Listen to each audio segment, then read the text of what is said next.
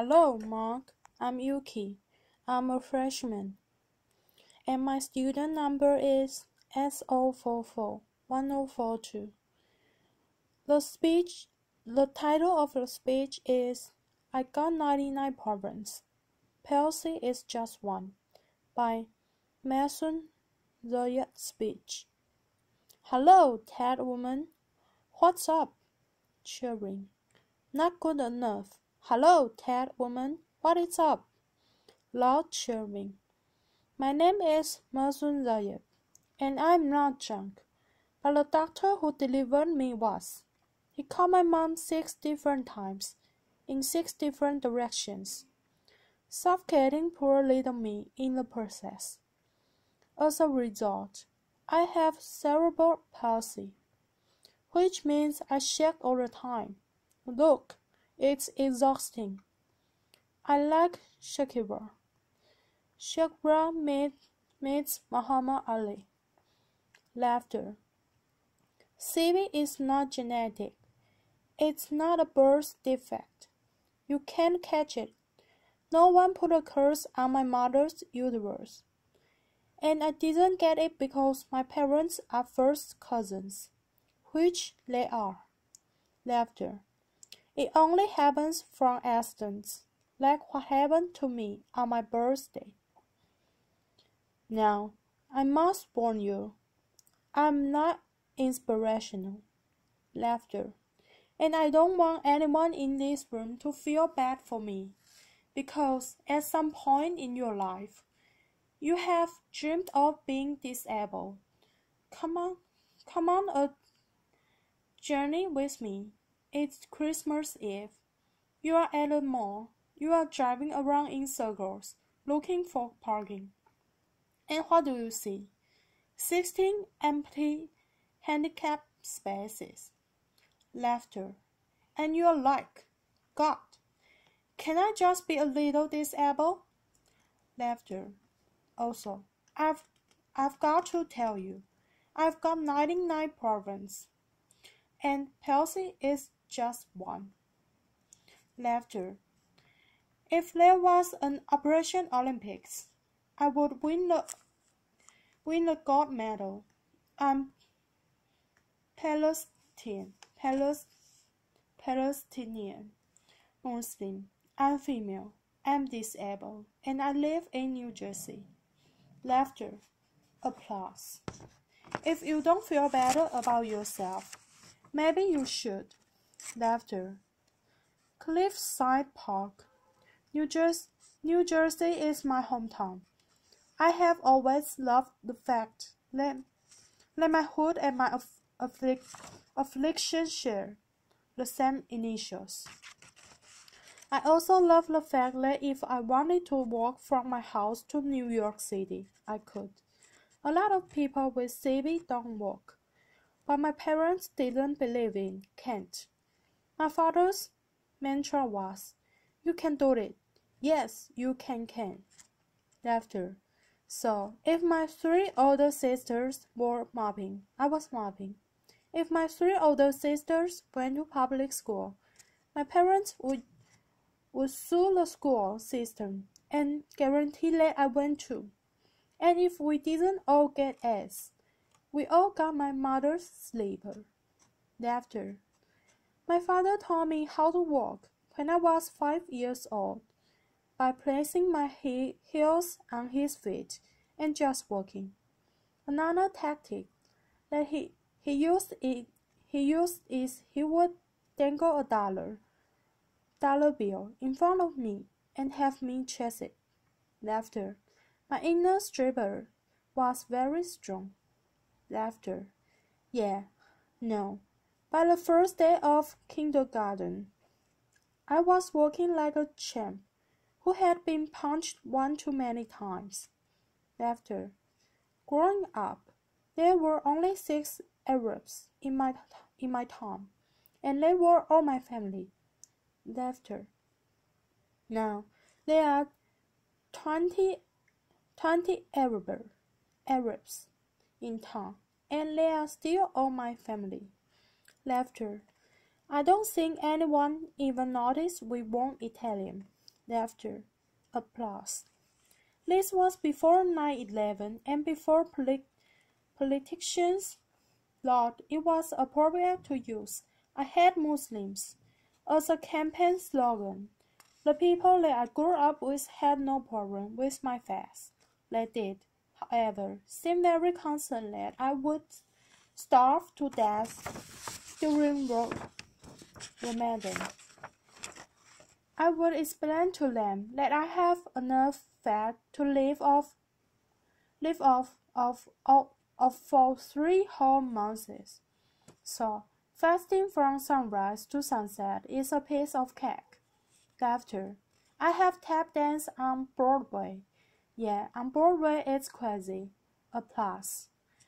My parents could afford physical therapy, so they sent me to dancing school. I learned how to dance in heels, which means I can walk in heels. And I'm from Jersey, and we are really concerned with being chic. So if my friends wore heels, so did I. And when my friends went and spent their summer vacations on the Jersey Shore, I did not. I spent my summers in a war zone because my parents were afraid that if we didn't go back to Palestine every single summer, we'd grow up to be Madonna. Laughter. Summer vacations often consist of my father trying to heal me. So I drank deer's milk. I had hot cups on my back. I was dunked in the Dead Sea, and I remember the water burning my eyes and thinking, it was working. It's working. Laughter. But one miracle cure we did find was yoga. I have to tell you, it's very boring. But before I did yoga, I was a stand-up comedian who can stand up. And now I can stand on my head. My parents reinforced this notion that I could do anything. That no dream was impossible, and my dream was to be on the daytime soap opera, General Hospital. Laughter. I went to college during affirmative action and got a sweet scholarship to ASU, Arizona State University, because I fit every single quota. Laughter. I was like the pet lemur of the theater department. Everybody loved me. I did all the less than intelligent kids' homework.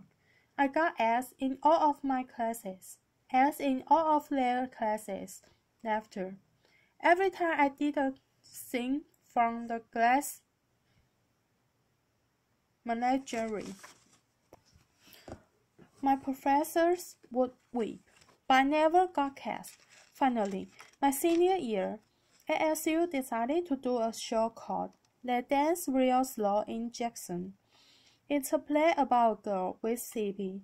I was a girl with CP, so I start shouting from the rooftops. I'm finally going to get a part. I have cerebral palsy. Free at last, free at last. Thank God Almighty. I'm free at last. I didn't get a part. Laughter. Sherry Bone got a part. I went racing to the head of the theater department, crying hysterically.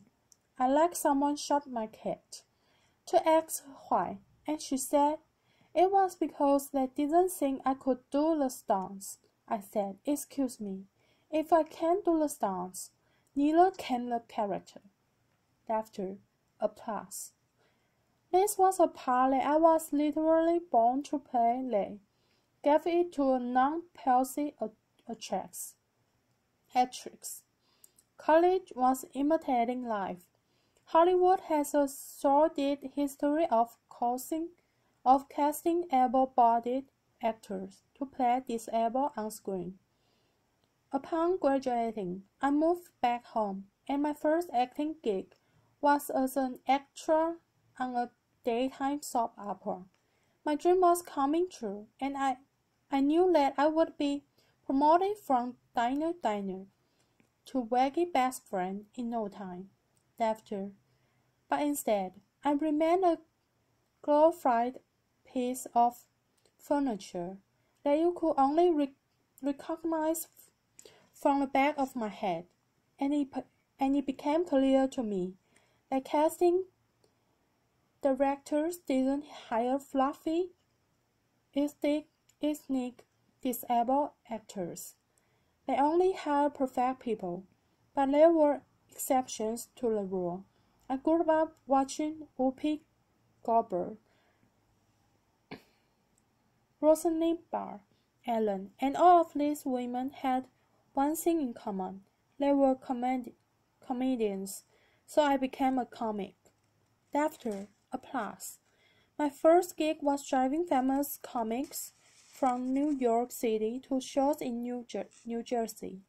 And I'll never forget the face of the first comic I ever drove when he realized that he was speeding down the New Jersey Turnpike with a chick with civic driving him. Laughter. I've performed in clubs all over America, and I've also performed in Arabic, in the Middle East,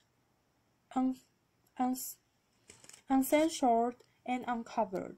Laughter. Some people say I'm the first stand-up comic in the Arab world.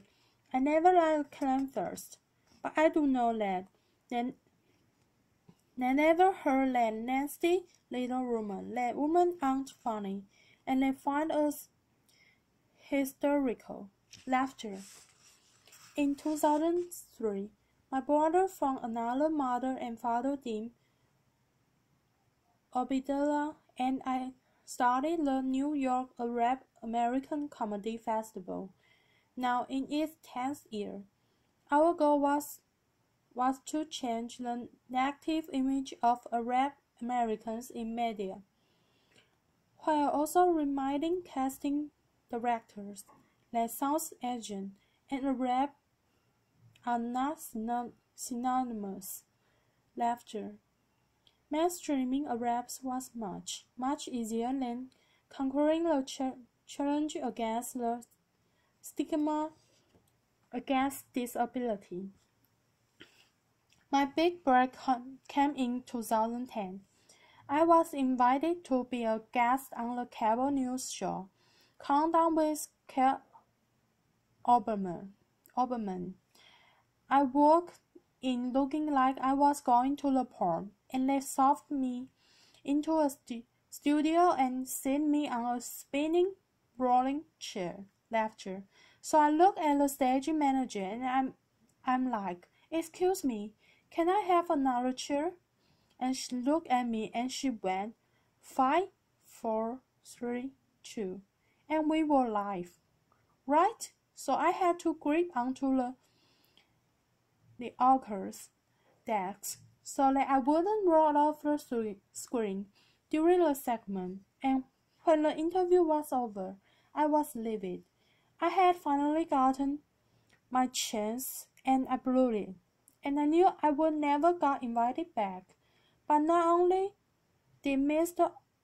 Oberman invite me back, he made me a full-time contributor, and he tapped down my chair. Laughter, applause. One fun fact I learned while on the air with Cass Oberman was that humans on the internet are scumbags. Laughter. People say children are cruel, but I was never made fun of as a child or an adult. Suddenly, my disability on the World Wide Web is fair game. I would look at clips online and see comments like, "Yo, what's she thinking? Yo, is she retarded?" And my favorite, "Poor Gumby Mars terrorist." What does she suffer from? We should really pray for her. One commenter even suggests that I add my disability to my critics. Screenwriter, comedian, Percy. Disability is as visual as breath. If a wheelchair user can play Beyoncé, then Beyoncé can play a wheelchair user. The disabled are the largest. Yeah. Clap for that, man. Come on. Applause. People with disabilities are the largest minority in the world, and we are the most underrepresented in entertainment. The doctor said that I wouldn't work, but I am here in front of you. However, if I grew up with social media, I don't think I would be. I hope that together, we can create more positive images of disability in the media and in everyday life. Perhaps if there were more positive images, it would foster less hate on the internet. Or maybe not. Maybe it still takes a village to teach our children well. My cook journey has taken me some very spectacular places. I got to walk the red carpet flanked by soap diver Susan Rusi, and the iconic Lauren Arbors. I got to act in a movie with Adam Sandler, and work with my idol, the amazing Dave Matthews. I toured the world as a headliner on Arabs Gone Wild.